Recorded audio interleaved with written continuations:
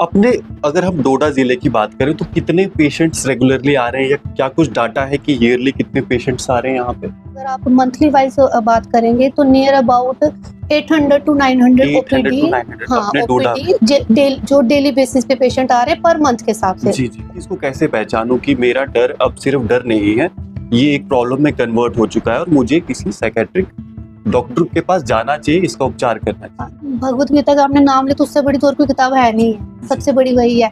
वहां से हमें बहुत बड़ा लेसन मिलता है मेंटल हेल्थ को अपने वो रखने के। तो हम कैसे समझेंगे कि एक व्यक्ति जो है या एक इंडिविजुअल जो है वो डिप्रेशन में गया हुआ है या एंजाइटी का शिकार हो रहा है, ये या जो उसकी स्थिति है वो बिल्कुल नॉर्मल है, थोड़ी देर के लिए उसको बस थोड़ी सी टेंशन हो रही है। का फास्ट फूड स्पाइसी ज्यादा वैसा खाते हैं, उन चीजों को अवॉइड किया जाए। बिल्कुल नहीं है कि जिंदगी में एक रिलेशन खत्म होने से आपकी पूरी लाइफ खत्म हो जाए। ठीक है।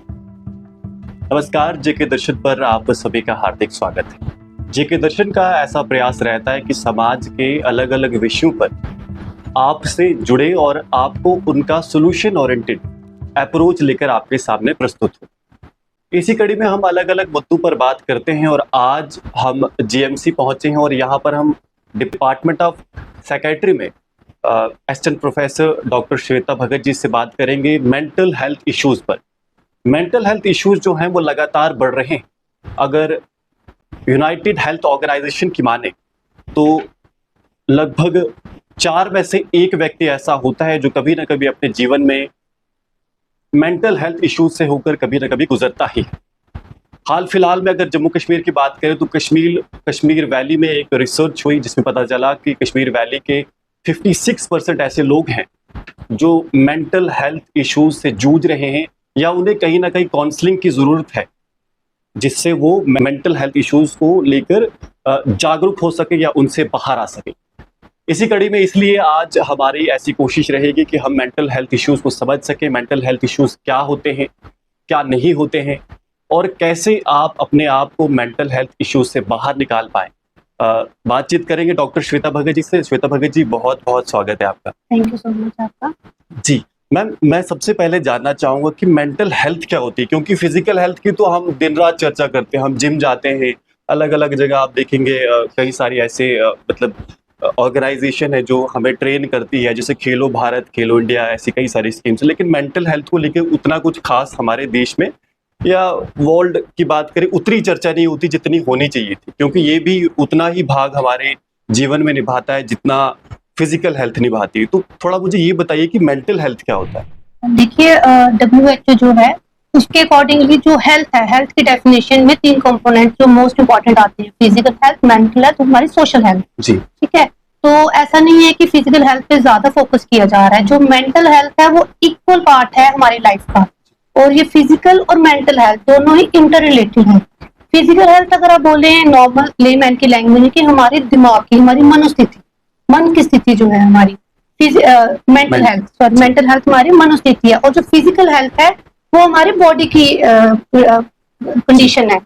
अगर आप देखिए किसी एक बंदे को फ्रैक्चर हुआ है, बॉडी का कोई एक पार्ट उसका प्लास्टर में है, वो बेड पे है, बेड रिटर्न है तो उसकी फिजिकल हेल्थ हैम्पर हुई है। बट क्रॉनिक बेड पे है, कोई एक पार्ट, एक अंग अपने शरीर का हिला नहीं पा रहा है, उस वजह से वो उसे मेंटल क्राइसिस में डालेगा। कहीं ना कहीं उसको एक एंजाइटी में वो रहे या वो इसलिए जो फिजिकल हेल्थ है जितना उसका ठीक रहना जरूरी है उतना ही मेंटल हेल्थ का सही रहना हमारे लिए बहुत जरूरी है। कई सारी ऐसी प्रॉब्लम है, जैसे मैं सुनता हूँ आमतौर पर, परसों ही मैं एक व्यक्ति से बात कर रहा था और उससे इंटरव्यू ले रहा था, तो उसने बोला कि विक्रम भाई मुझे एंजाइटी हो गई, और वो जो लड़का है वो ज्यादा नहीं तो 20-22 साल का होगा। मैं देखता हूँ एंजाइटी शब्द बहुत कॉमन हो गया है। अब वो एंजाइटी है, स्ट्रेस है, डिप्रेशन है, मतलब ये सारे जो शब्द हैं ये एक ही कैटेगरी में, एक ही बॉल में हम डाल देते हैं और हमें समझ नहीं आता कि एंजाइटी है क्या है।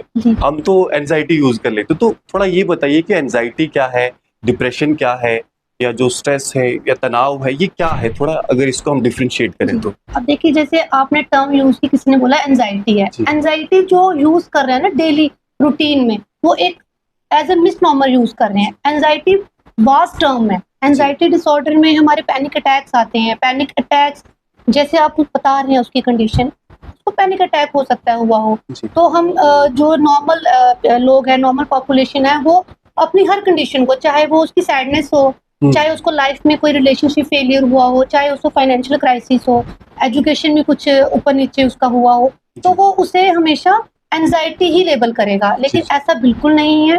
स्ट्रेस अलग चीज है, एंजाइटी अलग चीज है। एंजाइटी में बहुत सारे डिसऑर्डर्स आते हैं और डिप्रेशन बिल्कुल अलग चीज है। तीनों अलग अलग कैटेगरी में ही आते हैं।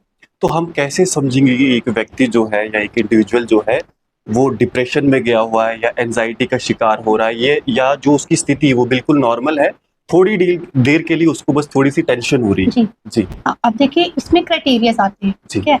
अब जैसे साइकेट्री में हमारे क्लासिफिकेटरी आती हैं, जिसमें डीएसएम है और आईसीडी है, उसके अकॉर्डिंगली चलना पड़ता है। पेशेंट जैसे ओपीडी में कभी आए हमारे पास, कल उससे घबराहट हुई है, आज वो हमारे पास आया है, वो एक दिन की घबराहट है, हम पहले रीजन जानेंगे।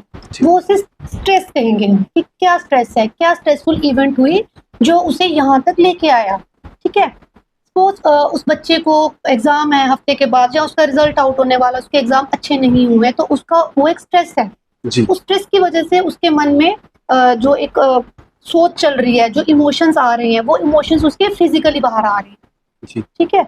वो फिजिकल इमोशन आप कह सकते हैं, पैल्पिटेशंस हो रही है, घबराहट हो रही है, हाथ पांव सुन्न हो रहे हैं, झनझनाहट सी हो रही है, कोई कोई बेहोश होकर गिर जाता है, चक्कर आ जाना, आंखों के आगे धुंधलापन आना, सिर में दर्द होना, ये सारे सिम्टम्स हैं घबराहट के लक्षण है। ये सिर्फ स्ट्रेस है। अगर वो बंदा रिपीटेडली बार बार ये घबराहट का अटैक करके आ रहा है, पैनिक अटैक हम बोलते हैं, उसे महीने में बार बार 3 से 4 से ज्यादा ऐसे अटैक हो रहे हैं, तो हम उसे पैनिक डिसऑर्डर लेबल करते हैं, जब वो एक क्राइटेरिया में फिट होगा। और जो पैनिक अटैक जो उसको हो रहा है, वो एक सिचुएशन में हो रहा है, उस हालात में उसको ऐसा लगता है कि जैसे वो वहां पे सरवाइव नहीं कर पाएगा, उसे अभी के अभी कुछ हो जाएगा। जैसे हार्ट अटैक का रहता है, वैसे ही पैनिक अटैक रहता है। एंजाइटी डिसऑर्डर में जो डिफरेंट आगे क्लासिफिकेशंस हैं उसकी, जैसे फोबिया है, ओसीडी ऑब्सेसिव कंपल्सिव डिसऑर्डर्स आता है, पोस्ट ट्रॉमेटिक स्ट्रेस डिसऑर्डर आता है, पैनिक डिसऑर्डर आता है, सोशल फोबिया आता है। उनके अलग अलग क्राइटेरियाज आते हैं। जनरलाइज्ड एंजाइटी डिसऑर्डर जो मोस्ट कॉमन है वो रहता है। फिर डिप्रेशन की अगर बात करेंगे, डिप्रेशन में इंसान जो आएगा वो कम से कम 2 हफ्ता उसका एक ड्यूरेशन है, कम से कम 2 हफ्ते के लिए उसका मन बहुत ही लो फील कर रहा होगा, और जो डेली की रूटीन की जो उसकी एक्टिविटीज थी, जो वो पहले बहुत अच्छे ढंग से कर रहा है, बहुत मजे से चल रहा है, एंजॉय कर रहा है, उन पुरानी उसकी प्रीवियसली जो प्लेजरेबल एक्टिविटीज है उसमें उसका आजकल कुछ मन नहीं लग रहा। और ऐसा नहीं है कि आप बोलो कि 1 घंटे में एक दिन में 1 घंटा उसका मन नहीं लगा, बाकी के 23 घंटे वो अच्छा चल रहा है, ठीक है।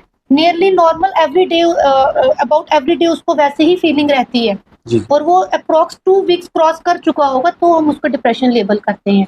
प्लस सोशो ऑक्यूपेशनली उसको डिस्फंक्शन हुआ होगा, कुछ थॉट्स ऐसी आ रही होंगी उसको, नेगेटिव थॉट्स, उसके मन में होपलेसनेस होगी, किसी चीज़ की उम्मीद नहीं है कि अगर मैं ट्रीटमेंट भी करवाने जाऊं तो कोई फ़ायदा नहीं है, या मेरा कुछ काम करने का कोई फ़ायदा नहीं है, मेरे जीवन का कोई फ़ायदा नहीं है। इस तरह की उसके मन में सोच आना, वो थॉट की एक जो उसका हम बोलेंगे थॉट की डिस्टॉर्शन हो जाती है उसकी ना। मुझे ये बताइए कि मेरे एक मित्र हैं, अभी हम सब जानते हैं कि जम्मू कश्मीर में अर्थक्वेक भी रेगुलर बेसिस पे आते रहते हैं।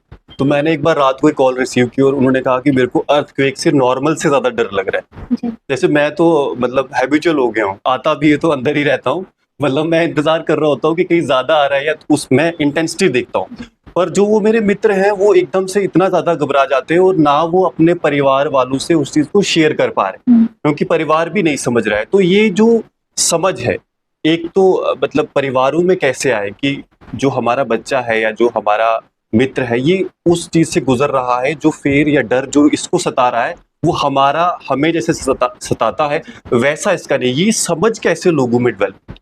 तो इसके लिए तो बहुत सारे अवेयरनेस कैंप चले अभी।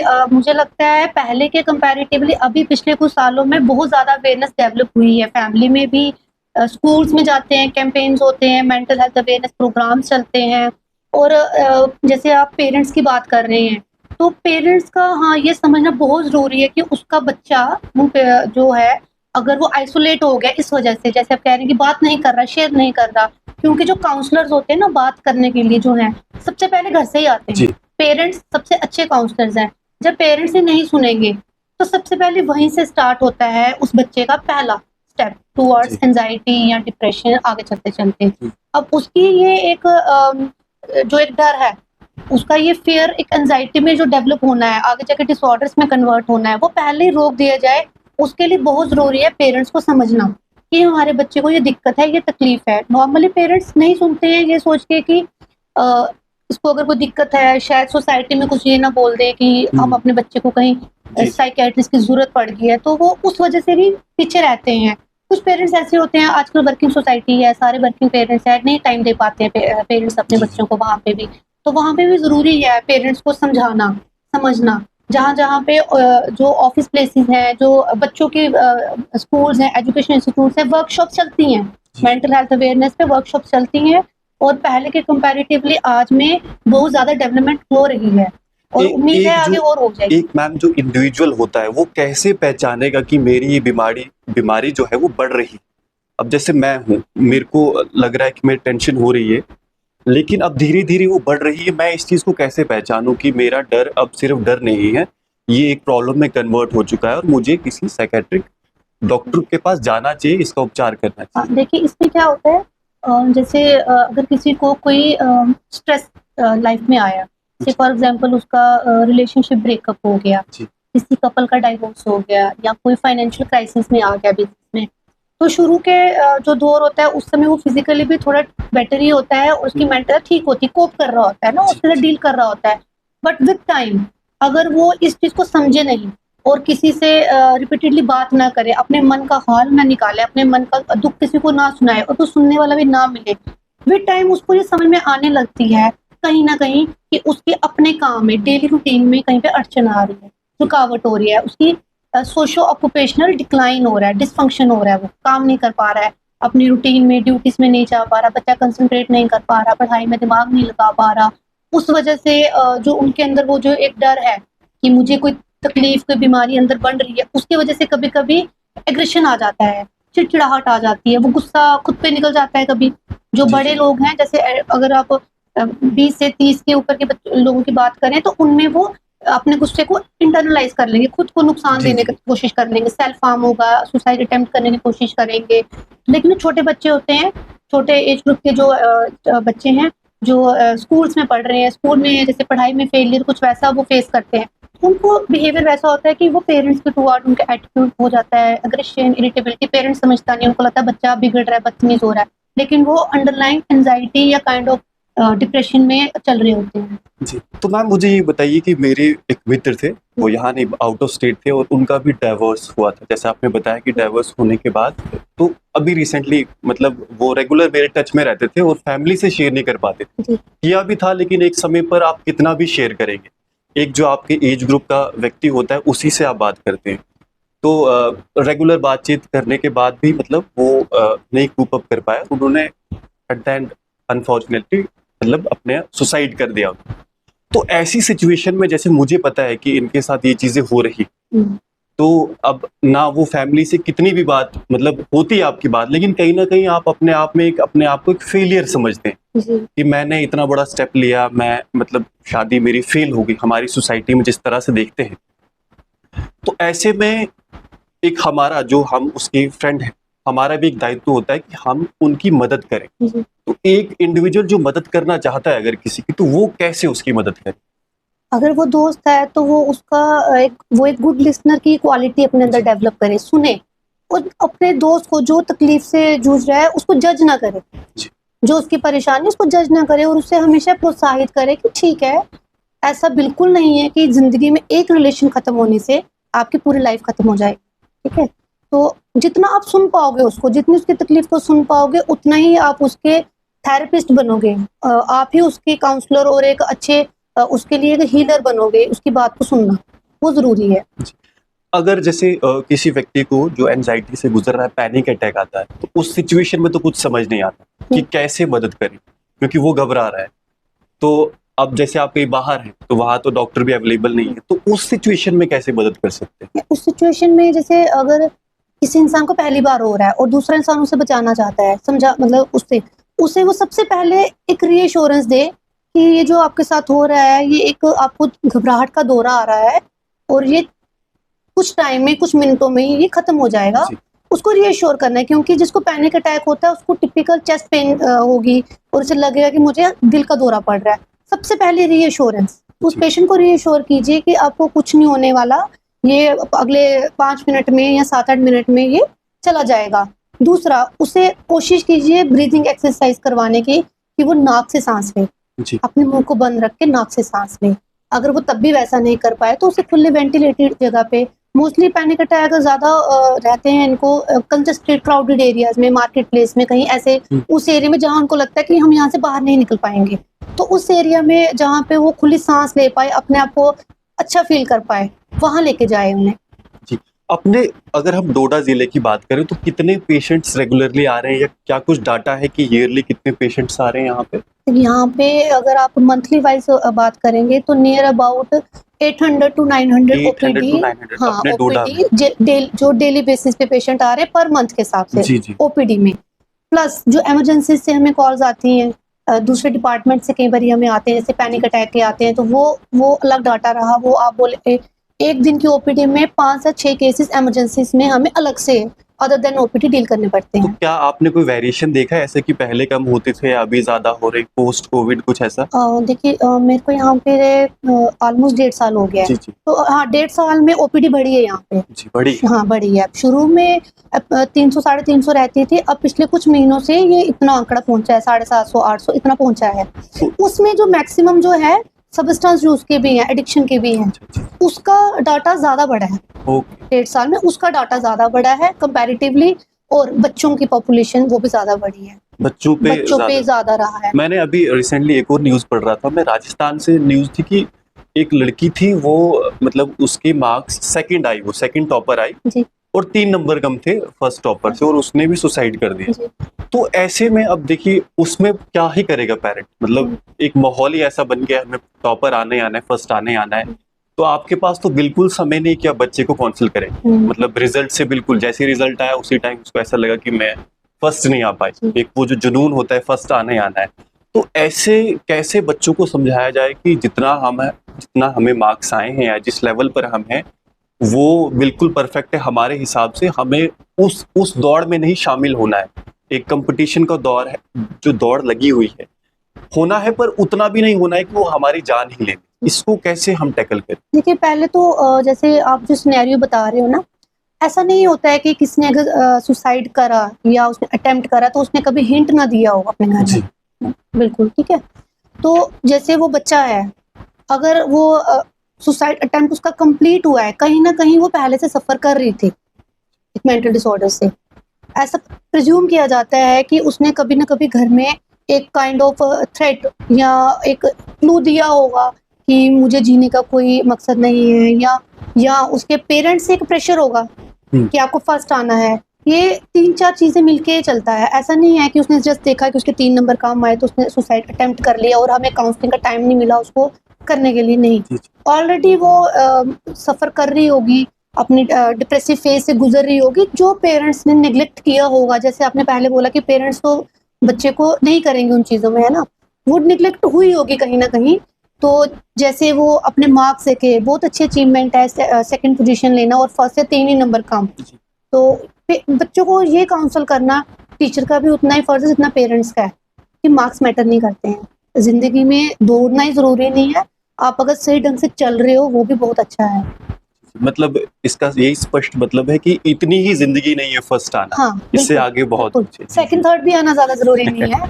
जिंदगी में और भी बड़ी सारी चीजें हैं। अगर आप पढ़ाई में आजकल मैंने एक और ट्रेंड भी देखा कि कई सारे, मतलब रिसेंट ट्रेंड देखा मैंने कि अगर आपके बच्चों को 60-65% भी आए हुए हैं तो तब भी पेरेंट्स सेलिब्रेट कर रहे हैं। वो एक उस रेस से बाहर निकलने की कोशिश हो रही है। मुझे ये बताइए कि अगर एक व्यक्ति खुद भी अपने आप को काउंसिल करना चाहता है तो क्या वो अपना ऐसा डाइटरी प्लान करे या अपना लाइफस्टाइल में चेंज लाए या बुक्स पढ़े, या मतलब कई सारी चीजें हैं जिसमें हम खुद भी अपने आप की मदद कर सकते हैं, तो उनमें क्या चीज, जैसे योगा हो गया, वो क्या क्या चीजें ऐसी? देखिए जैसे आपने योगा बोला वो बहुत अच्छी चीज है। वो आप अगर खुद के लिए एक इसे बोलेंगे प्रिवेंशन, जी, अपने है ना प्रिवेंशन करना इन चीजों की। सबसे पहले तो अपनी डाइटरी चेंजेस लाइए। जो बाहर का फास्ट फूड स्पाइसी ज्यादा वैसा खाते हैं उन चीजों को अवॉइड किया जाए।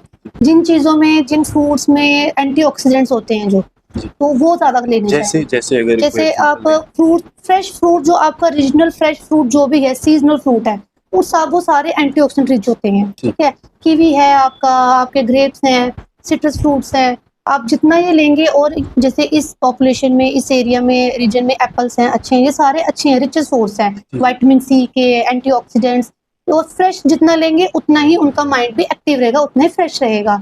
दूसरा, योगा करें, फिजिकल एक्टिव रहना बहुत जरूरी है। खुद को योगा के साथ साथ फिजिकल एक्टिव रहने से आपके जो बॉडी के स्मॉल और जो लार्ज जॉइंट्स हैं, उनमें एक्टिविटी मेंटेन रहती है। उनकी वजह से जो अंदर के जो नेचुरल हार्मोन्स है, जो नेचुरल हैप्पी हार्मोन्स है, वो डेवलप होते हैं, वो बढ़ते हैं अंदर। जी। बैठे रहने से वो चीजें कम हो जाती है, तभी अंदर तनाव की स्थिति बनती है, मसल्स में टेंशन सी रहती है। तो वो टेंशन रिलीज करने के लिए आपको स्ट्रेचिंग करनी है, एरोबिक्स करने हैं, फिजिकल जो आपको प्रेफरेबल है वो किया जाए। डांस क्लासेस कर सकते हैं, बहुत जरूरी है। अब पढ़ने की बात की जाए तो अगर कोई बच्चा स्टूडेंट है तो अपनी बुक्स, मुझे लगता है आजकल मोर देन एनफ होती है, जो अपना आपका एकेडमिक्स का जो चल रहा होता है। उसके पार्ट जाके अगर देखें तो जो भी उनकी हॉबी है, किसी को कुकिंग में हॉबी है तो कुकिंग की बुक्स पढ़े, जर्नल्स पढ़े, कोई अच्छी अच्छी नॉवेल्स आती हैं आजकल वो पढ़े, और वैसी वाली चीज पढ़े जिससे आपको खुशी मिले और एक मोटिवेशन मिले। स्ट्रेसफुल चीजें पढ़ेंगे तो जाहिर सी बात है आपका स्ट्रेस लेवल और अंदर से कोई बढ़ेगा। ऐसी बुक सजेस्ट करना चाहेंगे आप? जैसे मैम गीता की बड़ी बात जी। की जाती है कि अगर मेंटली आपको स्ट्रांग होना है तो आप गीता पढ़ते हैं, तो ऐसी कोई बुक्स हैं आपके ध्यान में कोई, या कोई और? भगवत गीता का आपने नाम लिया तो उससे बड़ी तो और कोई किताब है नहीं है, सबसे बड़ी वही है। वहां से हमें बहुत बड़ा लेसन मिलता है मेंटल हेल्थ को अपने वो रखने के लिए। जैसे भगवान कृष्ण थे, उसमें वो सारथी बने थे अर्जुन के, तो उनका सारथी बनने का जो मतलब था वो आजकल के जो काउंसलर्स हैं वो हैं। बिल्कुल आप बिल्कुल। वहीं से निकालें हाँ, इसका जैसे मतलब। अर्जुन रथ छोड़ देते हैं, अपने हाँ, धनुष बाण छोड़ हाँ, देते हैं, वो भी बिल्कुल। कहीं ना कहीं तनाव से गुजर हाँ, रहे होते तनाव हैं। से गुजर रहे थे, जी। वो एक डिसीजन नहीं ले पा रहे थे, खुद हाँ। को इनकम्पिटेंट फील कर रहे थे कि I am a failure, I am a loser, और यहाँ मैं लड़ नहीं पाऊंगा, ये कर नहीं पाऊंगा, ऐसा करना नहीं, बहुत सारी वो परिस्थितियों से जूझ रहे थे। जी। तो भगवान कृष्ण ही थे जिन्होंने उन्हें एक पाथ दिखाया, ये समझाया कि जो तुम कर रहे हो वो कर्मा के हिसाब से है, कर्म है जो उसके हिसाब से कर रहे हो, जिनको आप आगे पराजित कर रहे हो उनके कर्मों के हिसाब से आपके थ्रू उनकी पराजय होनी है। तो उससे बेस्ट बुक तो कोई मुझे नहीं लगता होगी। हाँ, और बिल्कुल, वहां मतलब से लाइफ लेसन बहुत अच्छा है। जी। जैसे एक जैसे आपने बताया कि सुपरस्टिशंस भी जुड़ा हुआ है इसके साथ, कि लोग समझते हैं कि भूत चढ़ गया या नजर लग गई, कुछ इस तरह से जो हमारी सोसाइटी में होता है, तो वो कैसे उनको क्या कहना चाहेंगे आप कि ये एक मेंटल हेल्थ प्रॉब्लम है या डिसऑर्डर है, आपको यहाँ डॉक्टर को दिखाना चाहिए, ना कि पीर फकीर या ऐसे लोगों के पास जाना चाहिए? हाँ, वो तो हम समझाते हैं, उनको कहते हैं, लेकिन मैक्सिमम टाइम ऐसा होता है पेशेंट्स हमारे पास वहां से होने के बाद आते हैं, फिर हम उन्हें समझाते हैं ये चीज की ऐसा बिल्कुल नहीं है, ये मेंटल इलनेस ही है, इसका इलाज हो जाता है, आपको इलाज करवाना है और डॉक्टर से ही इसका इलाज करवाना है आपको। देखिए ऐसा क्या होता है, जैसे जो पीरों के पास लेने वाली जो दिक्कतें होती है ना, मोस्टली उन्हें हम कैटेगराइज करते हैं एज ए डिसोसिएटिव डिसऑर्डर्स, या पहले हिस्टीरिया कहते थे। तो ऐसा पाया गया था, अभी भी कुछ जगह ऐसे पाया जाता है कि वहाँ पे अब्यूज बड़ा होता है। हाँ जी। आप देखिए पीर के पास जा रहे हैं, कहीं जा रहे हैं तो या तो मारेंगे कि भूत निकाल रहे हैं बाहर काइंड ऑफ ऐसा बोल के, या तो लड़कियों के केस में सेक्सुअल अब्यूज के बड़े चांसेस देखने को मिलते हैं। वो चीज भी अवेयरनेस देने की जरूरत रहती है पेरेंट्स को, कि आप अगर कहीं लेके भी जा रहे हैं, क्योंकि कल्चरल बाउंड है, हम कह नहीं सकते, वो अपने जो उनका समाज जैसे कहते हैं वैसे चलते हैं, हम उन्हें कह नहीं सकते। तो हम उन्हें यही कहते हैं ठीक है अगर आपको उन्हें वहां लेके जाना आप जाइए, लेकिन साथ जाइए, अकेले मत जाइए, हम यही कहते हैं। पर जो इनका जो इलाज है, साइकेट्रिक जो ट्रीटमेंट है, उससे बंद मत कीजिए, क्योंकि मेन जो प्रॉब्लम है वो साइकेट्रिक इलनेस ही है, बाहर का इनको वैसा कुछ नहीं है। यहाँ पर किस हद तक इलाज होता है? कि सारी जितने भी डिसऑर्डर्स वगैरह यहाँ हो जाता है क्या सबका इलाज? ऑलमोस्ट सारे ही यहाँ पे जो भी साइकेट्रिक डिसऑर्डर्स हैं हम ट्रीट कर रहे हैं। जहाँ पे हमें लगता है कि जैसे मेनिया का पेशेंट हमारे पास आता है, जिसमें उनके दिमाग की एक्टिविटी बहुत ज्यादा हो जाती है, शरीर की ताकत बहुत ज्यादा बढ़ जाती है, वहां पे हमें एडमिशन की जरूरत पड़ती है, हॉस्पिटलाइज करना पड़ता है पेशेंट को कुछ टाइम के लिए, तो वहां पे हम हॉस्पिटलाइज भी करते हैं आईपीडी में। तो अभी तक तो ऐसा कुछ नहीं हुआ कि हमें बाहर की तरफ कहीं पेशेंट को रेफर करना पड़ा। जी, बहुत बहुत धन्यवाद श्वेता जी। तो मेरी आशा है कि जेके दर्शन के जितने भी दर्शक हैं, इस वीडियो के माध्यम से उन सबको बहुत मदद मिली होगी, और अन्य ऐसा भी हमारा प्रयास रहेगा कि और भी जो ऐसे मुद्दे रहते हैं उनको लेकर आपके पास जेके दर्शन आए। फिलहाल आप जुड़े रहिए जेके दर्शन के साथ। धन्यवाद।